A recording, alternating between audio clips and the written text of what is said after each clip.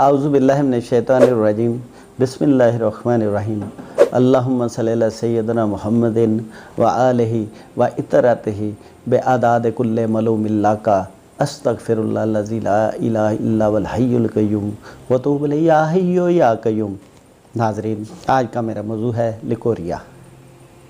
ये ख़वातीन की अंदरूनी सोज़श की वजह से जो रतूबत निकलती है वो सफ़ेद रंग का पानी होता है, उस पर बाज़ औक़ात ख़ारिश वाला भी होता है, पीले रंग का भी होता है।